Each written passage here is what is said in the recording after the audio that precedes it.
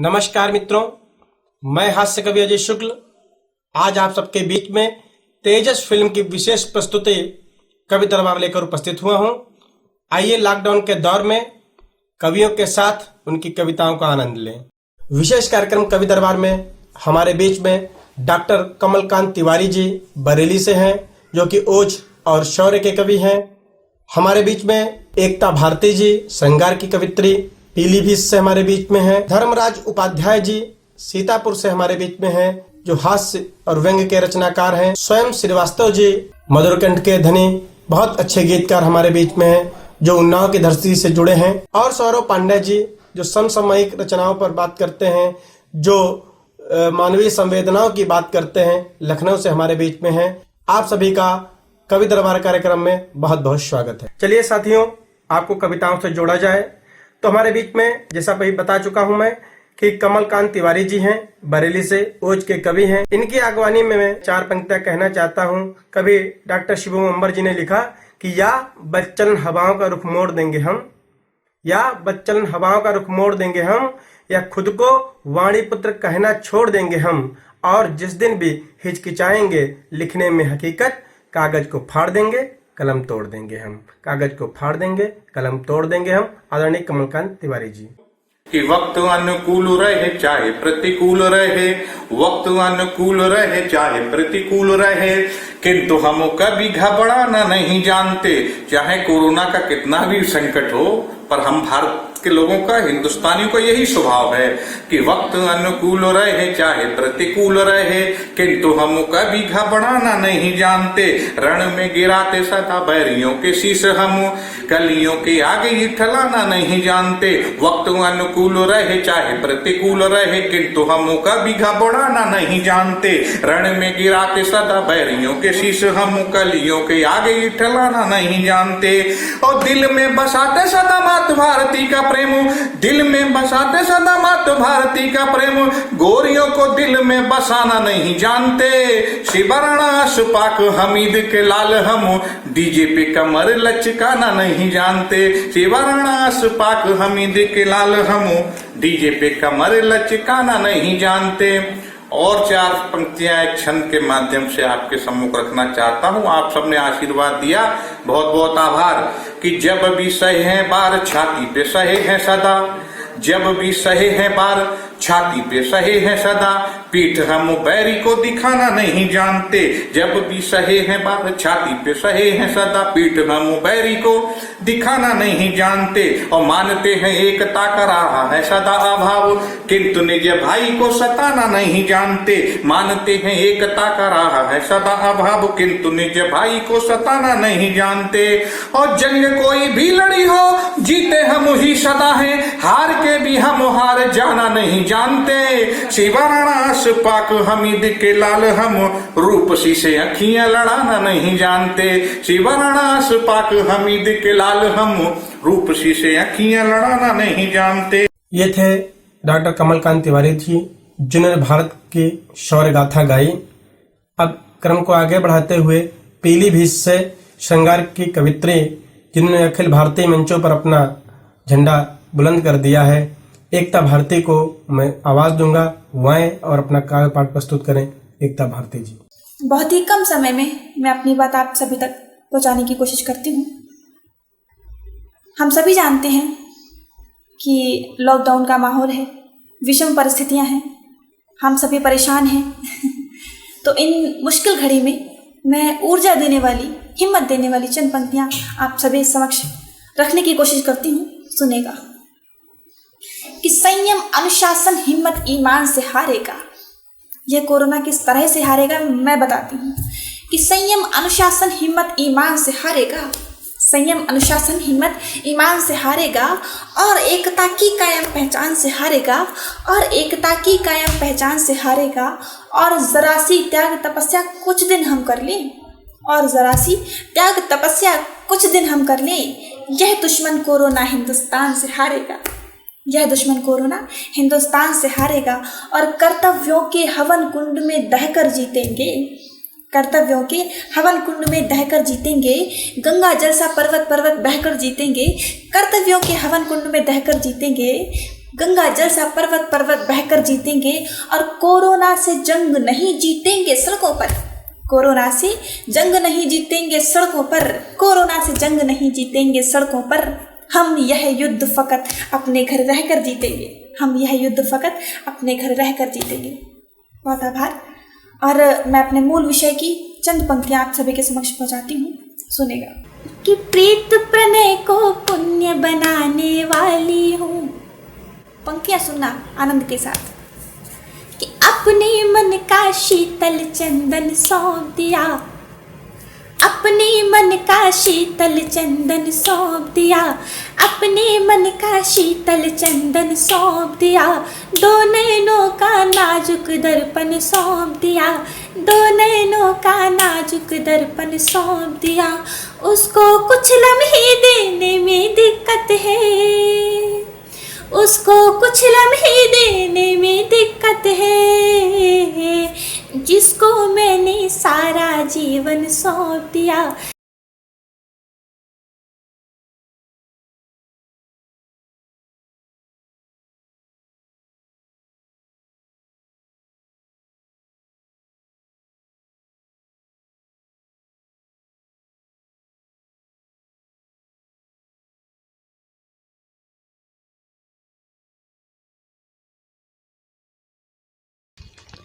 नमस्कार दोस्तों, मैं इंस्पेक्टर धर्मराज उपाध्याय आपको हंसाने के लिए फिर से मैं हाजिर हूँ।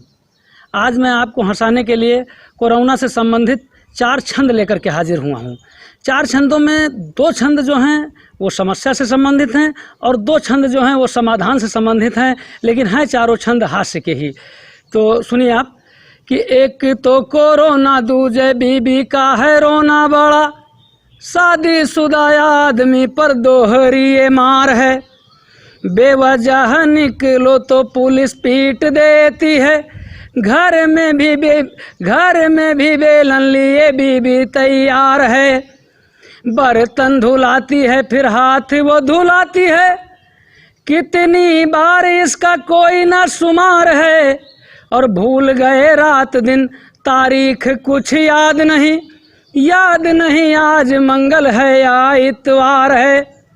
और आगे देखिए क्या समस्या है कि बच्चों का है रोना, पापा घर में ही पड़े रहते, कितना पहाड़ा हम याद कर सुनाएंगे, बाबूजी का रोना है दुकान पान वाली बंद, पान पुड़िया कैसे बताओ भला खाएंगे, पत्नी है परेशान घर में सब पड़े रहते, ससुरे की चुगली कैसे माई के बताएंगे, और वक्त का मारा पति घर में बेचारा सोचे, कोई तो बताए कब तक ठेके खुल पाएंगे।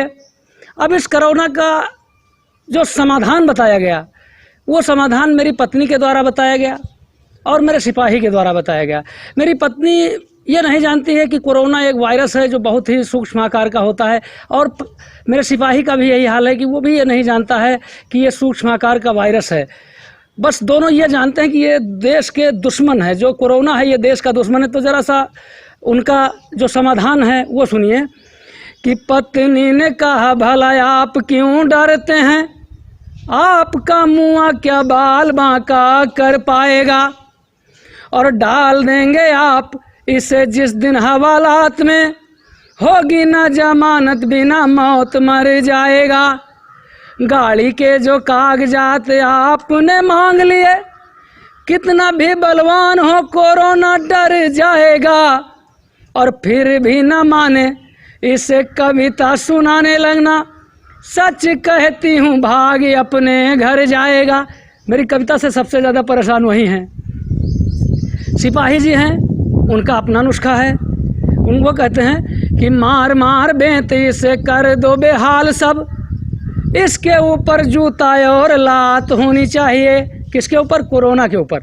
कि मार मार बेंती से कर दो बेहाल सब, इसके ऊपर जूता और लात होनी चाहिए, मुर्गा बना के हवालात में ढकेलो इसे, और वहीं पट्टे की बरसात होनी चाहिए, काम धाम छोड़ केवल इसको ही ठोकिए, और ये ठुकाई दिन रात होनी चाहिए, गर्व में फूला औकात अपनी भूला है, याद से अपनी औकात होनी चाहिए।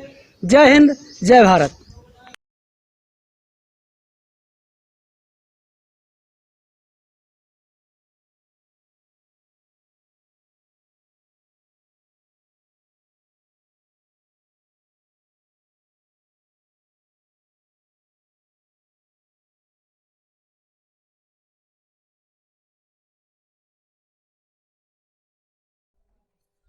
डूब के छल्ले, डूब के छल्ले, डूब के छल्ले, डूब के छल्ले, रिंग कहो मुद्रिका कहो या फिर कह लो अंगूठी, रिंग कहो मुद्रिका कहो या फिर कह लो अंगूठी, बाएं हाथ की चौथी उंगली कर दी हमने झूठी, रिंग कहो मुद्रिका कहो या फिर कह लो अंगूठी, बाएं हाथ की चौथी उंगली कर दी हमने झूठी, उसी समय तब इसी बात के खूब उड़े थे हल्ले, डूब के छल्ले, डूब के छल्ले, डूब के छल्ले, दो किशोर दोनों अबोध स्वाभाविक जिज्ञासाएं, दो किशोर दोनों अबोध स्वाभाविक जिज्ञासाएं, आंखों से आंखें पढ़ लेने की पावन भाषाएं, दो किशोर दोनों अबोध स्वाभाविक जिज्ञासाएं, आंखों से आंखें पढ़ लेने की पावन भाषाएं, बहुत दिनों तक नहीं जान पाए कुछ गली मोहल्ले, डूब के छल्ले, डूब के छल्ले, डूब के छल्ले, पर दुनिया है ढीठ रेत घर बना नहीं रह पाया, पर दुनिया है ढीठ रेत घर बना नहीं रह पाया, बहुत दिनों तक दोनों का बचपना नहीं रह पाया, पर दुनिया है ढीठ रेत घर बना नहीं रह पाया, पर दुनिया है ढीठ रेत घर बना नहीं रह पाया, बहुत दिनों तक दोनों का बचपना नहीं रह पाया, फिर जब हुई सगाई उनकी, तब हम फिरे निठल्ले, डूब के छल्ले, डूब के छल्ले, डूब के छल्ले, कितनों के आने से कुछ की कमी नहीं जाती है, कितनों के आने से कुछ की कमी नहीं जाती है, तन पर धूप पड़े पर मन की नमी नहीं जाती है, कितनों के आने से कुछ की कमी नहीं जाती है, तन पर धूप पड़े पर मन की नमी नहीं जाती है, चांद एक ही है अंबर पर, चांद एक ही है अंबर पर, बाकी सभी पुछल्ले, डूब के छल्ले, डूब के छल्ले, डूब के छल्ले, डूब के छल्ले, डूब के छल्ले। ये थे स्वयं श्रीवास्तव जी, जिन्होंने डूब के छल्ले शीर्षक कविता पढ़ी। बहुत सुंदर काव्यपाठ आपका रहा, जितनी तारीफ की जाए कम। क्रम को आगे बढ़ाते हुए हमारे बीच में लखनऊ से भाई सौरभ पांडे जी हैं, जो मार्मिक कविताएं लिखते हैं, मानवीय संवेदनाओं से जुड़ी बातें करते हैं। मैं आपको आवाज़ देता हूं, भाई सौरभ पांडे जी आएं और अपना काव्यपाठ प्रस्तुत करें। हमने देखा हमारे समाज में जो पिता हमेशा परिवार के लिए करता रहा, आज उसे बच्चों के द्वारा क्या मिला? उपेक्षा मिली। तब मेरे मन में कहीं तकलीफ पैदा हुई। तब 4 पंक्तियां हमने लिखने की कोशिश की। कहता हूँ, कि किसी भी मौन भाषा का बड़ा सा मुख नहीं होता, सहज अर्थों में कह दूं तो दिया हूं सुख नहीं होता। हमें ऐश्वर्य से तुम लादने की बात करते हो, हमारे पास एक पल जो ठहरते दुख नहीं होता, हमारे पास एक पल जो ठहरते दुख नहीं होता। और हमने देखा, हम अपनी दैनिक दिनचर्या में जिस तरह से व्यस्त हो गए, पिताजी की तरफ देखना हो पिताजी की तरफ देख नहीं पाए। अब 4 पंक्तियां और याद आती हैं, कहता हूं कि बहुत भारी हुआ मन तो कथा लेकर नहीं बैठे, किसी भी एक मुश्किल का पता लेकर नहीं बैठे। वो घर की हर खुशी के ध्यान में जलते रहे, लेकिन पिताजी आज तक अपनी व्यथा लेकर नहीं बैठे, पिताजी आज तक अपनी व्यथा लेकर नहीं बैठे। और कहना चाहता हूं, 4 पंक्तियां याद आती हैं कि जमाना दर्द देता है, दुशाला छीन लेता है, वही मगरूर है पल में उजाला छीन लेता है। खरी खोटी सुनाता है, न जाने क्या हुआ सौरभ, बुढ़ापे का सहारा अपनी वाला छीन लेता है, बुढ़ापे का सहारा अपनी वाला छीन लेता है। और हमने देखा कि आज की नई पीढ़ी के लिए 4 पंक्तियां देना चाहता हूं कि अगर वो जिंदगी में कामयाब होना चाहती है, तब कहता हूं कि तपन की धूप से हटकर जरा अब छांव तो देखो, महानगरों से आकर आज अपने गांव तो देखो। सफलता खुद ब खुद चलकर तुम्हारे पास आएगी, सफलता खुद ब खुद चलकर तुम्हारे पास आएगी। कभी मन से बुजुर्गों के दबा कर पांव तो देखो, कभी मन से बुजुर्गों के दबा कर पांव तो देखो। ये थे भाई सौरभ पांडे जी, जिन्होंने मानवीय संवेदनाओं से जुड़ी पंक्तियां यहाँ पर रखी। चंद पंक्तियां मुझे भी याद आती हैं कि माँ बाप की बातें कभी टाली नहीं जाती, माँ बाप की बातें कभी टाली नहीं जाती, दुआओं में असर इतना कभी खाली नहीं जाती। माँ बाप की बातें कभी टाली नहीं जाती, दुआओं में असर इतना कभी खाली नहीं जाते। पिलाकर दूध निस्तन का लुटाती स्नेह जीवन भर, न जाने क्यों उन्हीं बेटों से माँ पाली नहीं जाती, जाने क्यों उन्हीं बेटों से माँ पाली नहीं जाती।